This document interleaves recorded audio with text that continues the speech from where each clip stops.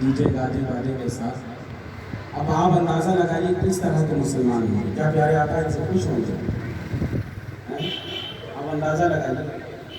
ہم لوگ یہ خوشی منانے کا انداز کیا ہے. آپ کو خوشی منانا ہے تو ڈی جے سے اچھا آپ اپنے گھر میں جلسہ کرا دیجیے, میلاد پاک کی محفل کرا لیجیے.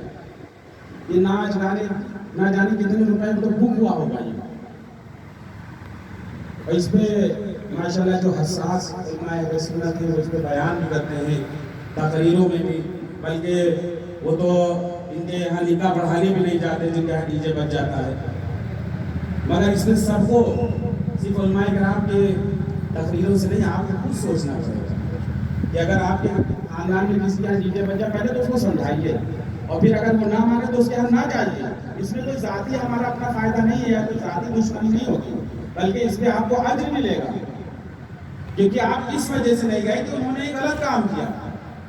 اس وجہ سے سمجھانے کے باوجود آپ کہ انہوں نے کام کیا. تو جو خلاف شریعت کے خلاف کوئی کرے تو اس سے اگر ہم بیزاری کا اظہار کرتے ہیں یا ان کے بلانے میں نہیں جاتے ہیں, ان کی دعوت کو نہیں قبول کرتے, تو اس میں ہمارے اوپر کوئی گناہ نہیں ہے. ہاں دل میں اپنے, کیونکہ جو گناہ کر رہا ہے اس کے گناہ سے نفرت کی جائے, اس سے نفرت نہ کی جائے. تو اگر یہ ہر کوئی اس چیز کو اپنا لے گا تو انشاءاللہ یہ جو نحوست ایک ہے ڈی جے والی کی, جب تک ڈی جے نہیں بجے گا ان کے یہاں شادی نہیں ہوگی, خوشیاں نہیں سمجھ میں آئے گی.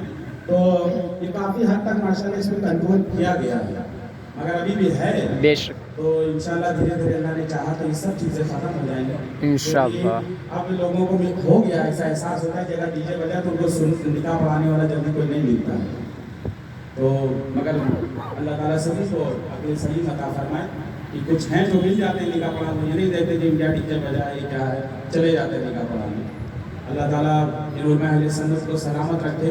بارہا اس میں ان کا آپس میں بھی مشورہ ہوتا ہے, اپنے بیانات میں یہ چیز ذکر بھی کی جاتی ہے کہ جن کے یہاں ڈی جے بجے ان کے یہاں تو آپ پتہ ہی نہ جائے, صاف ہے ڈی جے.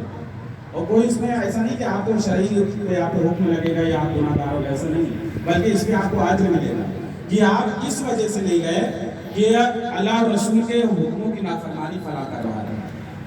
جیسے بے نمازی کے بارے میں سیدی سرکار اعلیٰ حضرت رحمۃ اللہ علیہ کو فتویٰ ہے کہ اگر عوام اہل سنت اور مسلمان لوگ بے نمازی سے بائیکاٹ کرنا چاہیں, جیسے ہوتا ہے کہ جس کو کہتے ہیں حقہ پانی بند کر دینا, جس سے سلام کلام کرنا بند کر دیں, اپنے دعوت میں بلانا بند کر دیں, اس کے یہاں جانا بند کر دیں بے نمازی سے جو نماز نہیں پڑھتا, تو آپ اعلیٰ حضرت رحمۃ اللہ فرماتے ہیں کہ وہ اس کا حقدار ہے, اس کے ساتھ ایسا ہی کرنا چاہیے جو بے نمازی ہے.